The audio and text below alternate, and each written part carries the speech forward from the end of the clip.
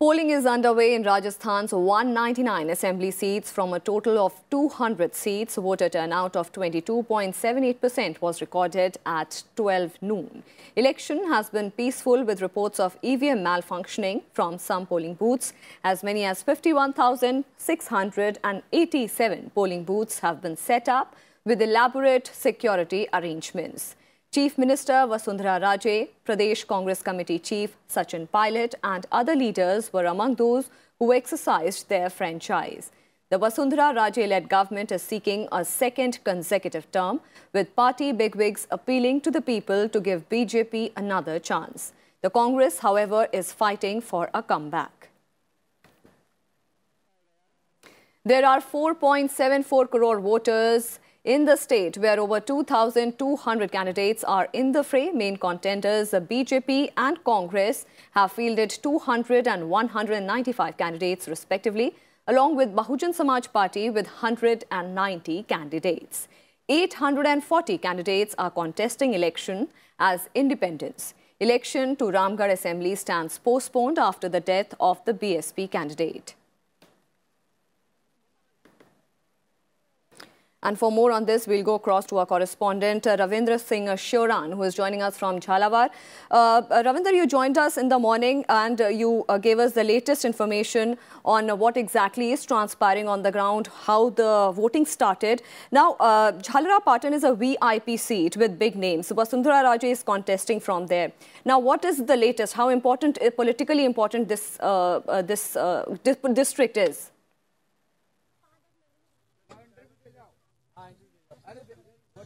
Yeah, good afternoon, Smriti. The election, which has started at 8 a.m. in the morning, is continuously going on. The voting process is on. Let me show you. This is a pink polling booth, which is specially created only for the ladies. All the polling officials are female here, and the police officials who are on the duty are female here. And this is only to encourage maximum number of the voting percentage can be reached for the females. Last time, I remind you, last time in the last 2013 election, female outnumbered the male member of voters in the elections. And this time, Election Commission wants that more and more number of female voters should come and cast their vote. They should come and exercise their right of franchisee to elect the new government. Also, as you have been saying, Jhalawar Patan is quite a very interesting election here. The Chief Minister Vasundhara Raje Scindia has been she has been representing this constituency since 2003, and before that she was a member of parliament for 5 consecutive times from the same Jhalawar district. She has been contesting now again on the BJP ticket, she has been challenged by the former BJP leader, who is now the leader of the Congress party, Manvendra Singh. But this is a family bastion and a bastion of the BJP for a long time.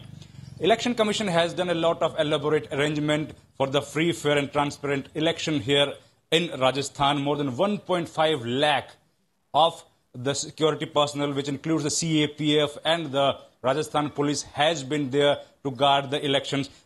Section 144 has also been imposed of the CRPC for the safety and security, to give a sanguinity to the voters. And also the geographical conditions of Jhalawar and also the whole Rajasthan, different districts are quite different than rest of the country. We will be able to see that one city, the city of, suppose one city of Jaisalmer is quite far away from some of the district, some of the villages which are living small hamlets of 20, 30 of the households.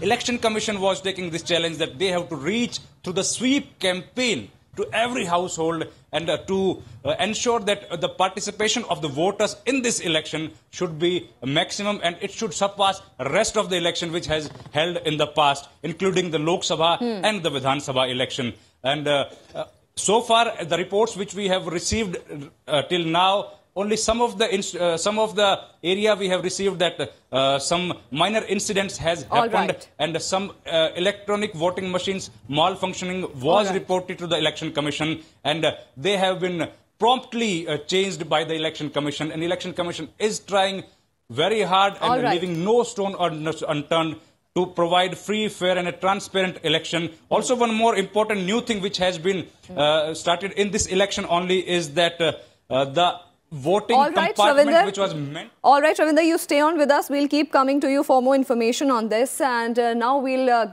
move to our correspondent, Mohammad Fateh Tipu, who is joining us from Tonk. Tipu, Tonk is a politically important seat. What is the voter seeking for this time in the election?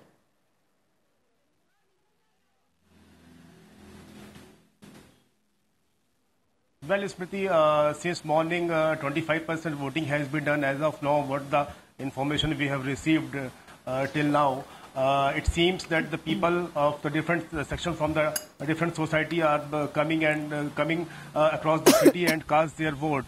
So, as I mentioned in the morning bulletin, that it is a very high-profile seat, very hot seat. The entire Rajasthan, there is a very tough fight between Sachin Pilot and BJP candidate Yunus Khan. So it seems as the time is running out very fastly, people are coming and cast their votes. So Election Commission has already, prepared 244 polling booths over here in the Tonk. So it is expected that before 5 p.m. What Election Commission has already been targeted to get more and to reach more and more people to cast their votes. So it seems that it is going to be happen very soon, Smriti. Much, Tipu. Now I'll go across to my correspondent Panchanan Mishra, who is joining us live from Jaipur. Panchanan, what is the latest voting percentage figures?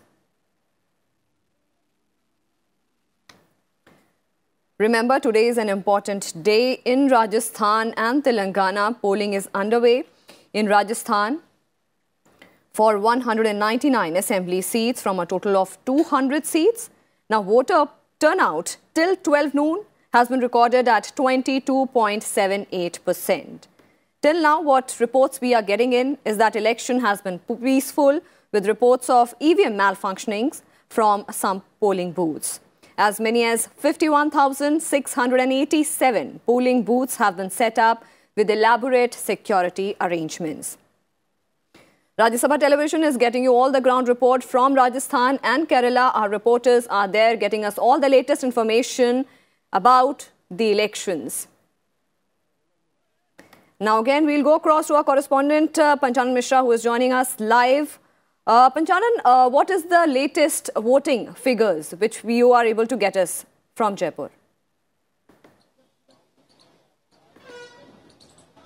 Smriti, voting is going on for 199 seats in Rajasthan, and we are at one of the assembly seats in Jaipur. It's Amer seat, assembly seat in Rajasthan, Jaipur rural, under Jaipur rural seat. We are seeing a very good percentage of voting since morning. At around 11 a.m. there was more than 22% of voting here in Rajasthan, and the Election Commission has made an elaborate arrangement for this increased voting. And we have seen that there is a special arrangement for women, there is a special arrangement for Divyangs and who are handicaps, and the Election Commission has made also arrangement for security overwide in Rajasthan in all 199 seats. And this time we are seeing that there is a very close contest between incumbent BJP and the Congress, and Congress is now looking for its anti-incumbency factor against the government to rule in the state. But the contest is very tight, so we have to see that this time the voting percentage will be will outnumber the last 2013 election, that was more than 75%. And it's looking that the voting is pretty much very high, so it may cross also. So we have to see that on which pattern the Rajasthan will vote. Thank you so much, Panchanan. Thank you so much, Tipu and Ravinder, for joining us and getting us all the latest information from the Rajasthan elections. Now, moving on to some more developments from Telangana. Over 2.8 crore voters are exercising their franchise today to elect leaders in the country's youngest state, Telangana. A little over 23% voting has been recorded in the first 4 hours. Voting began at 7 a.m. and will conclude at 5 p.m. except in 13 constituencies classified as Naxal affected, where the process will end at 4 p.m. Nearly 150,000 police personnel are deployed to ensure smooth polls. The Election Commission is using VVPATs for the first time in the state.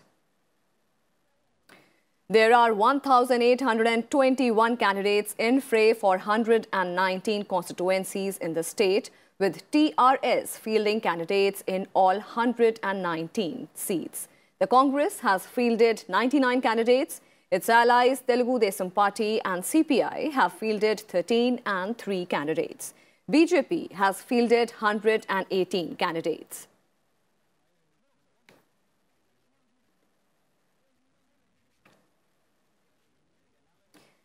And to get the latest information from the ground, we have with us our correspondent Kriti Mishra, who is joining us live from Hyderabad.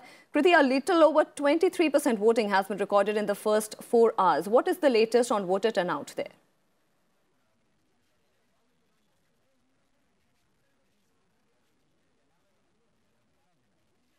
Well, the latest that we've heard from the EC officials is that, Smriti, that the number has transcended the 35% mark. In the morning, we saw excited voters come out in large numbers, but that momentum has slowed down a bit right now, but that would gather pace as the day progresses. The biggest source of inspiration were the aged voters, the octogenarians, who deserve accolades for their indomitable spirit, who came out in large numbers and urged and prodded even the young voters to come out and exercise their franchise. In fact, the first-time voters and also the young voters displayed their indelible ink on the finger with panache.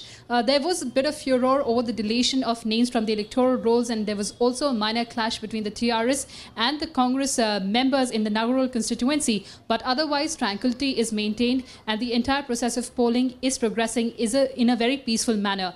Talking about the political significance, it remains to be seen whether the gamble that the TRS has played of advancing the assembly elections would reap political benefits and electoral benefits for it.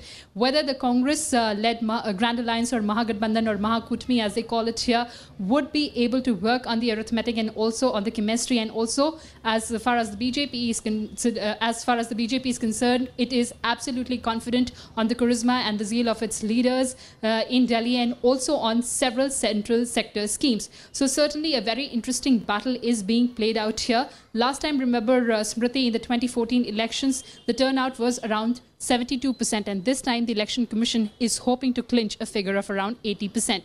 It remains to be seen how the day progresses ahead. Over to you, Smriti.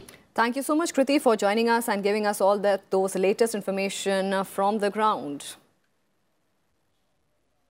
And moving on to some more developments, an attempt to bring transparency in political advertisements ahead of 2019 Lok Sabha elections. Social media giant Facebook and Instagram has made it mandatory for advertisers to disclose their identity and location before placing any political advertisement on it. Starting from early next year, Facebook will also show a disclaimer on all political advertisements by providing details of those placing the advertisements. In a statement, Facebook said that political advertisements can only run after the advertiser has completed the identification authorization process and labeled with the disclaimer. It will also provide access to an online searchable ad library to provide information like budget associated with an individual advertisement and the range of impressions and demographics of who viewed the advertisement.